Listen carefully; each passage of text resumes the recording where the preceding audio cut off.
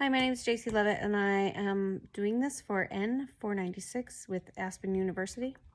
So for this module, we have interviewed 2 nurse managers in an effort to learn more about their jobs and evaluate whether they are effective or not effective managers. So the first one that I did was Ms. Haycox at St. Vincent Healthcare. She is a nurse manager on the surgical floor. When I asked her about her career and the course that it's taken, she said that she started as an ICU nurse and was there for, I believe, 9 years and loved it. She thought that was her passion until one day she hit a brick wall of burnout and kind of urgently needed to do something else. She thought about leaving the nursing profession altogether, but somebody talked her into taking a totally different job in IT. So she did the IT job for 6 years and again then kind of got to the point where she needed change and a position opened up as a manager. As an assistant manager. She did that for a couple years and then moved up into the manager position. I asked her about her favorite parts of the job, and she emphasized several times that it was the team, that her employees meant everything to her, and their happiness and the team morale was her biggest priority, her biggest reward. When I asked her about things she doesn't love about her job, she talked about kind of conflict resolution and disciplining when nurses come short or aides that aren't doing a thorough job, that was a really uncomfortable thing for her. I was kind of interested to learn about how much of the budget she has to mess with.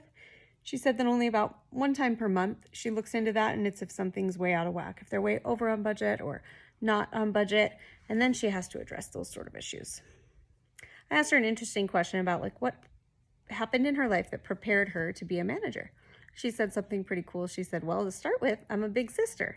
And it kind of was interesting to me, but also made sense that she spent probably most of her life kind of managing people under her and keeping them on task and being the responsible one and resolving conflict between her younger siblings. So I thought that was pretty cool. She also said that in that ICU position, she was a member of many of the teams and committees, that she became very active in those sort of quality improvement things, and that she learned a lot of leadership styles there that she has picked up along the way. She also has advanced her education and made herself qualify for those things.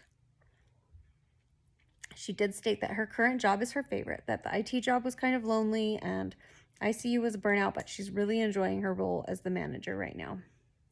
She states that the culture on their floor is a culture of safety, so their goal is also always patient safety, and she does work for a magnet facility, so they definitely are geared towards safety.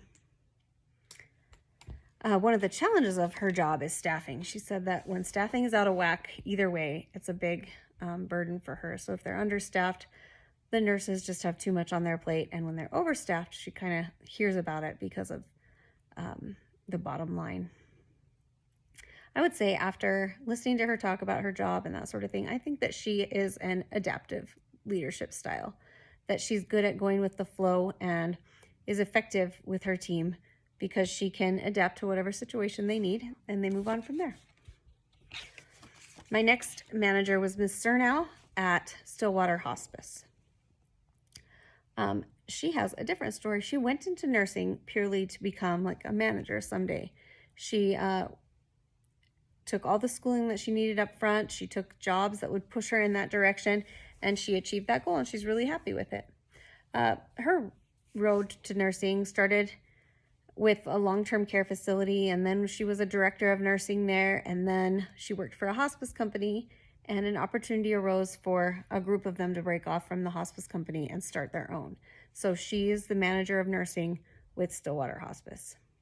She works extensively with budgets. That's one of her main roles. She doesn't have staff and patients in facility, so a lot of her work is done from an office on a computer, going over budgets, auditing charts, making sure they're complying with the Medicaid requirements for reimbursement through hospice.